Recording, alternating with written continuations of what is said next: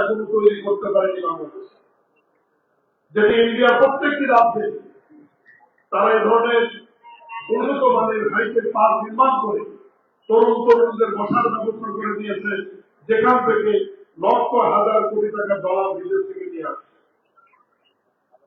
একটু আগে যুবরাজ্যের মন্ত্রীর সঙ্গে আমার কথা হচ্ছিল, আমি ওনাকে বললাম যদি আইসিটি মন্ত্রণালয় না পারে আপনি ভারতের প্রধানমন্ত্রীকে বলেন দরকারে জয়েন্ট ভেঞ্চার যুব ক্রীড়া মন্ত্রণালয় এবং আইসিটি মন্ত্রণালয় কালিয়া করে একদম রেডি হাইটেক পার্ক শুধু চালু অপেক্ষা সেটাকে চালু করে এই 11,000 তরুণ তরুণীকে সেখানে নিয়ে গিয়ে তাদের কর্মসংস্থান এবং সবচাইতে উচ্চমানের হাই স্পিডের ইন্টারনেট সার্ভিস দিয়ে তাদেরকে এই সার্ভিসের আওতায় নিয়ে আসতে হবে।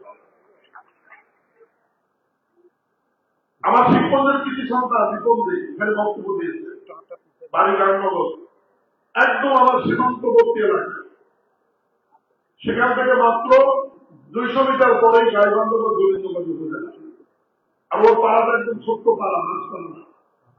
এরকম একটি পাড়া থেকে একটা প্রতিভাবান ছেলে উঠে আসছে শুধু যুব এবং ক্রীড়া মন্ত্রণালয়ের যুব অধিদপ্তরের মাধ্যমে। অবশ্যই এর জন্য যুব অধিদপ্তর মাসে ইনকাম করে 5 লক্ষ টাকা গোপন রাখে। গোপন রাখার কারণ হচ্ছে আমাদের সব তরুণদেরকে আমরা এই পর্যায়ে নিয়ে যেতে পারি। যে সমস্ত তরুণরা বাবা 3 লক্ষ টাকার মোটরসাইকেলের স্বাভাবিক মোটরসাইকেল হাঁটিয়ে বেড়ায় রাস্তাঘাটে, বিভিন্ন স্কুল কলেজের সামনে দাঁড়িয়ে ডিস্টার্ব করে, আড্ডা দেয়, তাদেরকে কিন্তু আমরা এই পর্যায়ে নিয়ে আসতে পারি। এই পর্যায়ে যারা আপনি দেখবেন গ্রামের সবচেয়ে ভদ্র নিরীহ বলে পরিচিত যে সমস্ত ছেলে নিয়ে তারাই এই কার্যক্রমে সংযোজিত, এবং দেখবেন এরাই পৃথিবীর অন্যান্য দেশের সঙ্গে তাল মিলিয়ে সারাল থেকে পরিশ্রম করে পয়সা ইনকাম করছে, দেশের জন্য ডলার নিয়ে আসছে, রেমিটেন্স নিয়ে আসছে, এবং এরাই হচ্ছে আমাদের দেশের জন্য অহংকার এবং গর্বিত সংখ্যা। আমি এখানে ই লার্নিং অ্যান্ড আর্নিং এর কর্মভার এখানে রয়েছে আমাদের অত্যন্ত প্রিয় মাসুদ আলম, সে কার্যক্রম শুরু করেছে।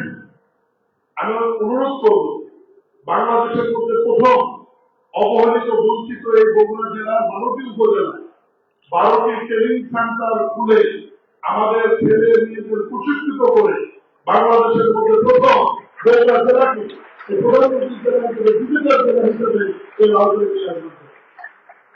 এবং এটা আমার জন্যই সম্ভবত মাননীয় ক্রীড়া প্রতিমন্ত্রীর প্রতি আমি কৃতজ্ঞতা জানাবো যে অনুষ্ঠান জাতীয় পর্যায়ে হওয়ার কথা উনি জাতীয় পর্যায়ে না করে মহান স্বাধীনতার ঘোষক শহীদ রাষ্ট্রপতি জিয়াউর রহমানের প্রতি শ্রদ্ধা রেখে, শ্রদ্ধেয়ী বেগম খালেদা জিয়ার প্রতি শ্রদ্ধা রেখে, মাননীয় প্রধানমন্ত্রী জনাব তারেক রহমানের প্রতি শ্রদ্ধা রেখে এই উদ্বোধনী অনুষ্ঠানের আয়োজন উনি বগুড়া করেছেন। এই জন্য আমরা আরেকটি করে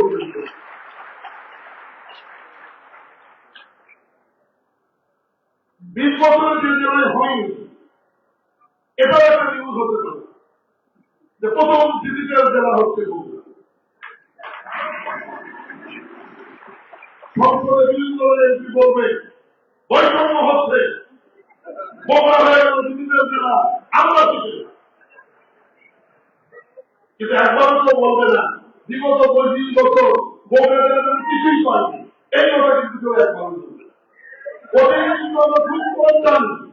অতীত থেকে শিক্ষা নিতে হবে যে অবহেলিত বঞ্চিত 20 বছরের বগুড়া জেলায় যদি একটি আন্তর্জাতিক বিমানবন্দর হয় আপনাদের এটা খারাপ লাগে কেন?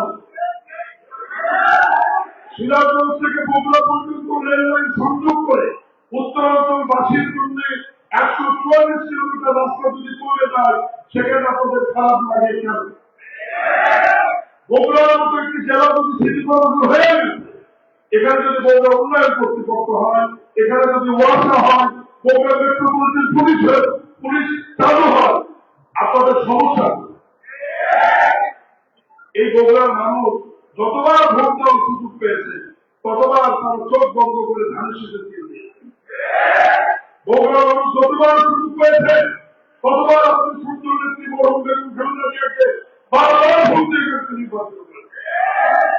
শুধু কি বেগম খালেদা জিয়াকে নির্বাচিত করেছে।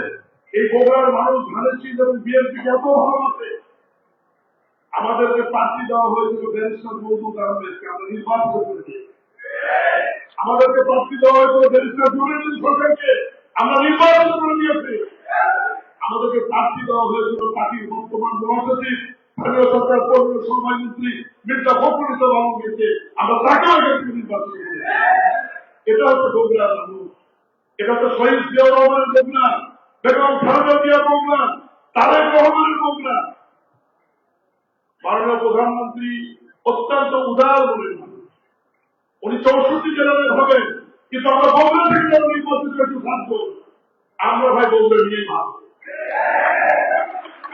যতই সমালোচনা করেন, পার্লামেন্টে বলেন, সংসদে বলেন, আর বাইরে সমালোচনা করেন, আমি তো বগুড়ার স্বাধীনকে বগুড়ার উন্নয়নের ব্যাপারে এক বিন্দু ছাড় দিতে রাজি। সড়ক ও জনপথের টোল অফিস ছিল না, রংপুর দৌড়তে হতো। এই টোল অফিস বগুড়া অনুমোদন হয়েছে, পাশে থাকেন।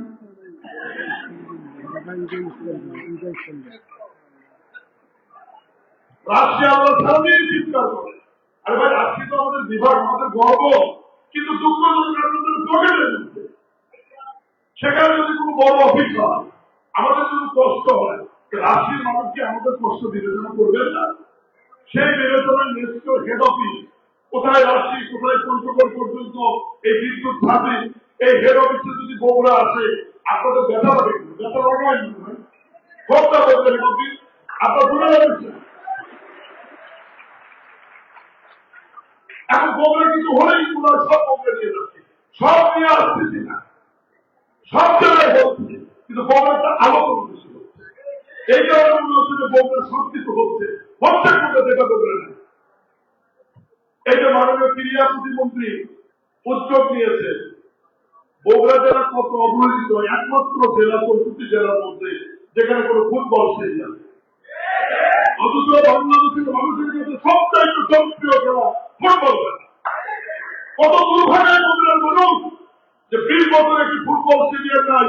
আমাদের ক্রীড়া মন্ত্রীর জন্য একটা ফোনে হাততালি হবে যে বগুড়া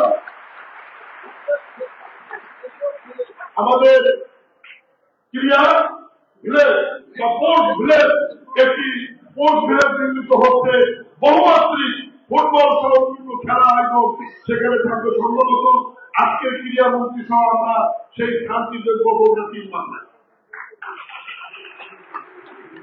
এটাও হবে সবার আগে স্পোর্টস ভিলেজ বলবেন ভাই, সেই জন্য করে আছে।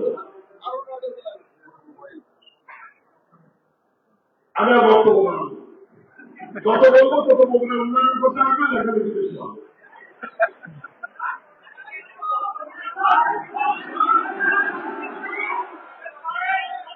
এই যে বগুড়া বিশ্ববিদ্যালয় বিজ্ঞান ও প্রযুক্তির নাম দিয়ে একটা ছোট্ট টিমের মধ্যে রেখেছিল।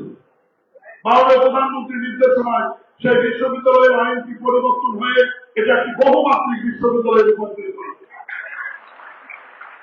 একটি শাখার মধ্যে বগুড়া আলাদা কৃষি বিশ্ববিদ্যালয়ের প্রয়োজন নাই, বগুড়া প্রকৌশল বিশ্ববিদ্যালয়ের প্রয়োজন নাই, জ্ঞান বিজ্ঞান গবেষণার জন্য পৃথিবীর অন্য দেশে যেতে হবে না, সমস্ত কিছু বগুড়া বিশ্ববিদ্যালয়ের মধ্যে থাকে। বগুড়া বিশ্ববিদ্যালয়ের স্থান নিয়ে বহু আলোচনা সমালোচনা আজকে পরিষ্কার করে দিই, বগুড়া বিশ্ববিদ্যালয় শহরতলি আশেপাশে কোথাও স্থাপন হবে এবং মাননীয় প্রধানমন্ত্রী যে জায়গাটি নির্ধারণ করে দেবে সেখানেই হবে। এটা ভাব স্পষ্ট হয়ে যাওয়া উচিত।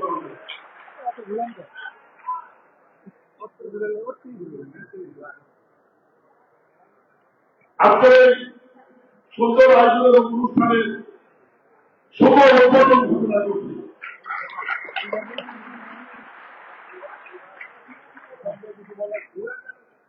আমি আর বক্তব্য বাড়াবো না।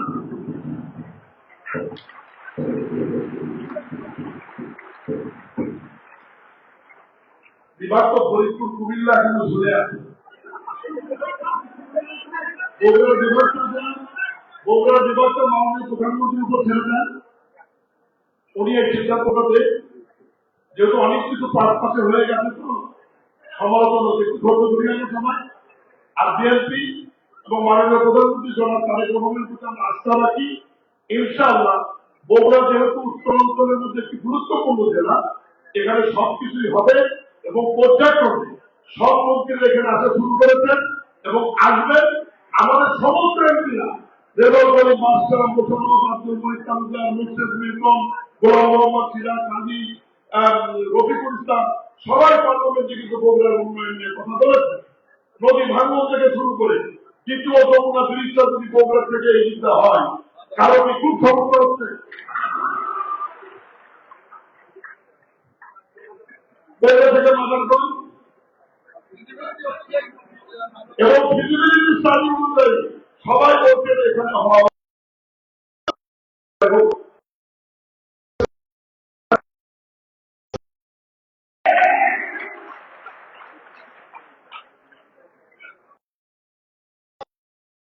সপ্তাহে বাণিজ্য মন্ত্রী আসবে।